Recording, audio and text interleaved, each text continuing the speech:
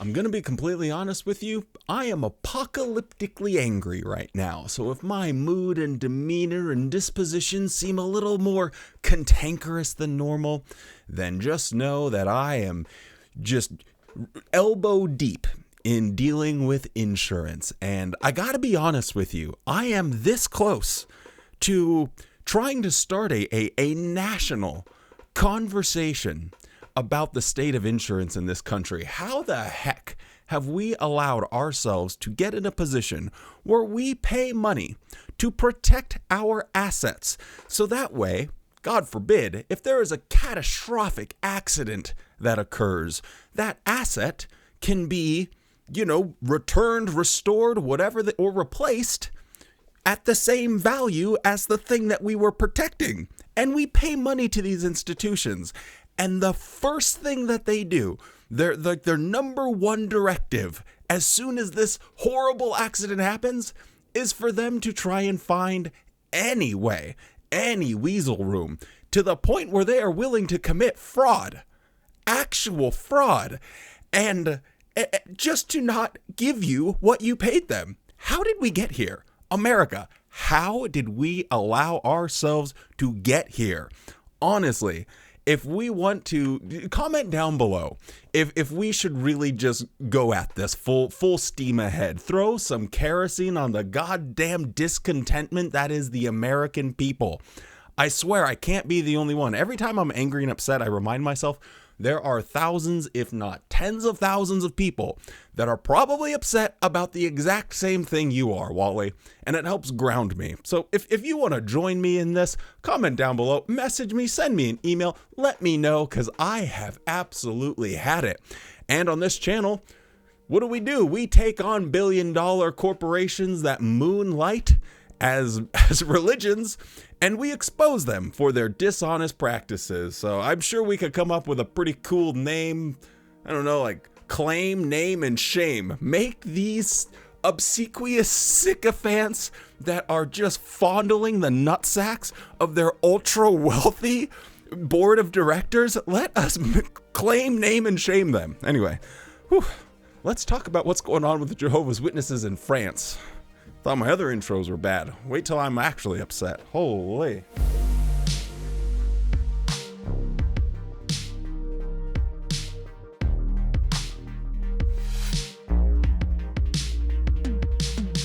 I'm going to do a quick recap for anyone that wasn't around or aware of the situation in Norway. There is a playlist on the channel, so if you want to get the full scope, see everything in the entirety with documents and all of that good stuff, you can go and just look on the JW Thoughts homepage, click playlists. It's called Norway versus JW or something like that. But I've made probably 8, 9, or 10 videos about that situation. So it's fairly comprehensive. But just for like the quick TLDR breakdown of it, there were concerns that were raised to the government when they had changed a law concerning children and the rights of children and families. So with the Jehovah's Witnesses, there is a fundamental problem that they will baptize someone when they are 7, 8, 9, 10 years old, and then not have any reasonable path for them to be able to leave their religion without these dire consequences that essentially amount to psychological violence. It's like psychological warfare, if you will, which a lot of us ex-Jehovah's Witnesses are very familiar with. When you are faced with the proposition of leaving the organization and you have family and friends, your entire social structure, and a lot of times even your work and your career, everything that people need for survival is intrinsically tied to Jehovah's Witnesses. And if you decide to leave, Watchtower has specific rules that will cut you off from all of that. Now, they really tried to weasel their way out of this and say, no, we don't have these shunning policies. What are you guys talking about? Y'all just serving up a big old cup of yappuccino. What are you guys talking about? And even during the proceedings of the court case, they played the famous Sonia Eriksson video, where Sonia Eriksson is a fictitious Jehovah's Witness character that in 2016, during one of their conventions, 2016 or 2015, one of the two, they played this video, and it essentially showed the reality of leaving the Jehovah's Witnesses. If you do that, you can call your own mom and dad, them not having spoken to you for months, and they will refuse to pick up their phone. Watchtower was so embarrassed by this, they decided to remove that video from jw.org. I think it's a clown show over there at Watchtower HQ, because I think it's really funny that they still have another video on their website that shows the exact same thing, and yet they didn't remove that one. So riddle me that, Watchtower. But anyway, so after all of the proceedings, the state ruled in favor of or did not rule in favor of the Jehovah's Witnesses. So they lost their legal recognition. Now the Jehovah's Witnesses have appealed that decision, and that is moving its way through to higher courts. I have something in my brain, a little mental sticky note to check back in on this case in the middle of January. So I'm guessing that we'll have some more information, whether that's with what's going on with the higher courts somewhere around the latter half of January or February. Again, just a mental sticky note, so take that with a grain of salt, if you will. So that's essentially what's been going on in Norway, is that Watchtower tried to plead a case. We don't shun people. They were exposed and embarrassed in court, demonstrating you absolutely have these shunning policies, and all of the excuses that they gave essentially amounted to them trying to make very, very, very tiny adjustments to their shunning policy to try and make it appear that it is less harsh than it actually is, and to try and, I guess, appeal to the courts in Norway. And after having even removed Tony Morris for saying that they were never going to change their stance on disfellowshipping, and then a couple months later he got blasted into the shadow realm, never to be heard from again. So the whole situation, it was a real catastrophic loss for Watchtower, and I can't imagine that they're going to fare too much better in the higher courts. Even if they do, they have essentially embarrassed themselves so poorly that other countries have taken recognition of this. There were complaints that were made in Croatia. Wow. I'm already forgetting. Croatia? Was it Croatia? I think it was Croatia. And now here in France, there's other cases in Switzerland and Japan and Spain. So this is an ongoing discussion that's happening more and more, especially in Europe. And so this problem isn't going away for Watchtower. So now that we got that out of the way, let me update you about what specifically is going on here in France. I am going to put myself in a tiny little box in the corner, and I will show you a report that was made by a branch of the French government. Gonna be honest, don't know how to pronounce the name. I think it's something akin to Mivelude. With my caveman brain understanding of how the French language is pronounced, I think it's something akin to that. But essentially, they are a branch of the government that handles cases and complaints of coercive, cultic, abusive behavior that's going on within their country, and trying to find applicable laws that might, help to remedy the situation. So I'm going to read parts of this. It will be a little bit longer, but just so we can all be on the same page. We'll start here. Fear of losing relationships with loved ones. The issue of ostracism of former members. Article 31 of the law of December 9th, 1905, concerning the separation of church and state as amended by law, blah, blah, blah, states that anyone who either by threats against an individual or by making them fear losing their job or exposing their person, family, or property to harm acts to make them exercise or refrain from exercising a worship, to join or cease to be part of a religious association, or to contribute or refrain from contribution to the expenses of worship shall be punished with 1 year of imprisonment and 15,000 euros. The penalties are increased to 3 years of imprisonment and fine of 45,000 euros when the perpetrator acts through assault or violence. Many cases show that the difficulty of disengaging from groups results from the practice of ostracism, meaning the rejection of former members who is excluded from the group and forced to break abruptly with the members of the movement they leave. Then it mentions someone from the Evangelical Assembly of the New Alliance, but then it has this note, which is pretty telling, if I'm honest. The vast majority of these concern Jehovah's Witnesses, within which excommunication, meaning exclusion from the group, is practiced. The prominence of this movement, the large number of members, and the importance of the studies and documentation likely explain the number of reports received concerning them. Excommunication is sanctioned, imposed on a member who commits, without repentance, a sin within the community, or on someone who voluntarily leaves the movement. This practice is presented on the site jw.org as a loving provision, but also protects the honor of Jehovah's name. The consequences of excommunication, however, appear, according to received reports, to be particularly severe for those ostracized, who are deprived in particular of basic family ties and affection of their loved ones. One testimony specifies that excommunications are announced at a public meeting and that instantly the excommunicated person is called Madame or Sir, whereas a moment before they were called brother or sister. I got to translate the next section here. So fast edit. Their relatives who remain members are confronted with a formal prohibition from contacting them, regardless of the nature of their relationships or the affection they may feel for each other. One person explains in this regard that the organization urges to quickly forget this person and continue practicing the worship. This contact ban is all the more painful for excommunicated individuals because their social circles were often limited to the Jehovah's Witnesses. A woman who recounts being expelled from the community at 22 after having grown up there describes her suffering. I was so badly affected by this that at 25 I ended up in a psychiatric hospital. She adds that her parents, still in the movement, do not talk to her and do not see her children. A former member explains that she is completely rejected by her family and friends still in the movement. According to her, ostracism is a method of emotional blackmail that is very devastating on a daily basis. She also adds that she is being followed by a psychiatrist and a psychotherapist because of the trauma of her expulsion. A father whose daughter was introduced to the community by her mother indicates that the grandparents are gradually being distanced from their little girl.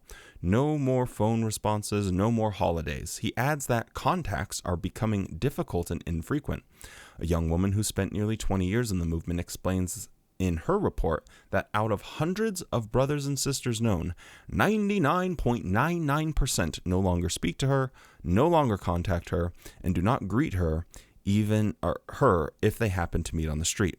On their online library, Jehovah's Witnesses detail the attitude to adopt towards an excommunicated person and state that the Bible indicates, stop associating with anyone called a brother or sister who is a fornicator or an avarice man, blah, blah, blah. We already know the vibes. Regarding any individual who does not remain in the teaching of Christ, Jehovah's Witnesses add that the Bible indicates do not receive him into your home and do not greet him either.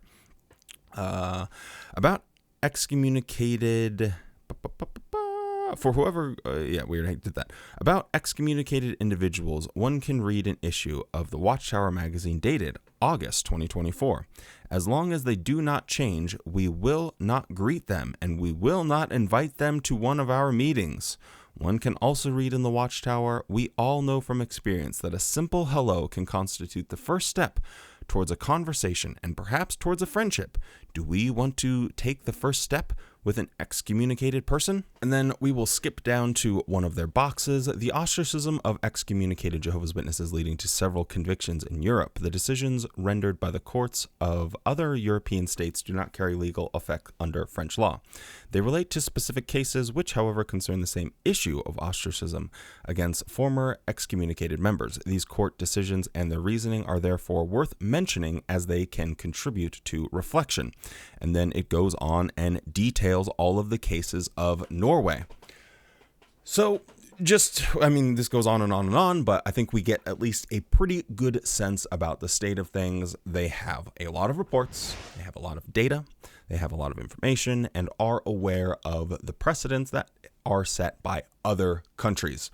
This was the biggest thing my biggest takeaway from the whole Norwegian case. Whatever happens there, the precedent is still set. There was enough coverage, enough awareness was raised about this, enough people were shaking their fists in the air that it started to make waves. started to get people's attention.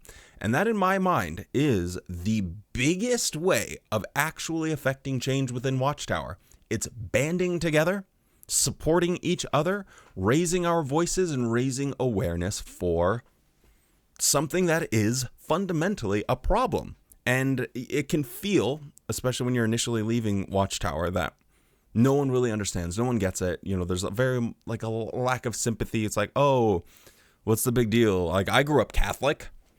It's not that big of a deal. You grew up with Jehovah's Witness. We all grew up with a religion. There's kind of like that sense where you almost want to just hide from it. But I think this is a really good example of how sharing our stories and speaking up against this actually has a very tangible real world effect. And so let the games begin, because Watchtower has one go-to response whenever they're faced with this, and that is to try and convince as many French Jehovah's Witnesses or Norwegian Jehovah's Witnesses, wherever it is, to write letters telling how happy and clappy their experience has been as a Jehovah's Witness. It's just been so wonderful. So let's take a look at what the correspondence from Watchtower headquarters was and instructing Jehovah's Witnesses what to say.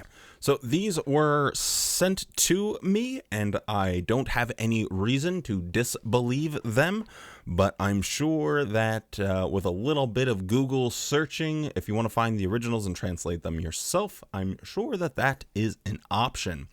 But here is the translated version that was sent to me. The prefect primarily opposes our biblically based choice to spend as little time as possible with people who have been dismissed from the assembly or are voluntarily withdrawn. You can protest this situation either by sending a letter or more forcefully by completing the official affidavit form. Accessible by clicking this link. You do not need to write a long text, but it is important that you express your personal convictions regarding this issue in a respectful tone. It is Jehovah's Witnesses' favorite activity, or at least the leaders, to tell people what their personal feelings are.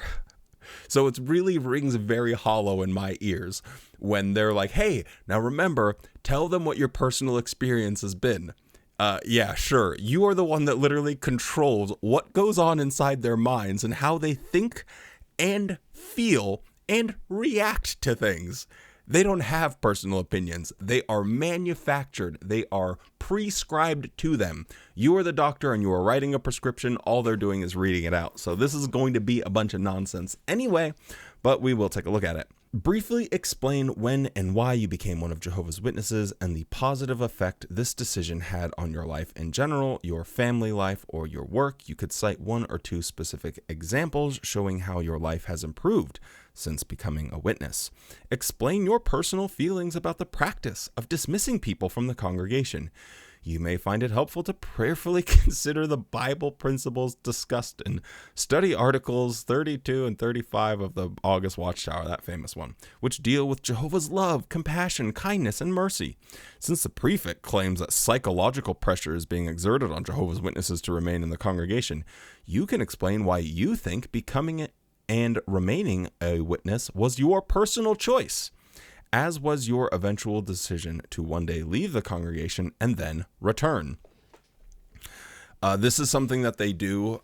They tried to pull off in Norway as well. They went and tried to find curated responses from people that were disfellowshipped, dismissed, removed, and then eventually came back. So that way they can glaze the nuts of the governing body, saying how wonderful and smart they are as being the protectors of our faith. All hail the governing body. They're the coolest dudes that I know on earth, and I wouldn't have come back to Jehovah if it wasn't for them, being these absolute animals that they are. Which is just, it's just so crazy. But thankfully, at least we have some precedent from the Norway case that the government is smarter and they are able to see past these things. Explain the repercussions that the withdrawal of the legal benefits enjoyed by both associations could have on your religious practice and your personal life. If you fear a negative decision by the prefect will expose you and your family to hate speech, violence, harassment, or discrimination, express your concerns. And then here's the last part. You must express your personal point of view using the personal pronoun I and not speak on behalf of Jehovah's Witnesses as an organization. Your letter or form must not contain personal data about other people without their consent. So Watchtower's first attempt at doing this is to just have a bunch of sycophants write in and tell you all about their experience as being a Jehovah's Witness. I think that this is going to be held on balance with the people that leave. If I am looking at this situation, I am more concerned about the people that have left and hearing their stories, because that's going to be a realistic like presentation of what the landscape within Jehovah's Witnesses is, versus people that are loyalists and followers who are always going to say positive things about the organization. So it looks like we're going to have a Norway 2.0 in France. This is pretty massive news. So I wanted to break away from doing the annual meeting videos just for this quick update. Hopefully my presentation of this wasn't too brutal to listen to. I am a little bit upset, but wanted to get this one out there. So with all of that being said, stay safe, be kind, and don't forget to spend more time. I'm telling myself this now. Loving the things you love than hating the things you hate. And I'm going to try my very best to have a good-ass day. And you should too.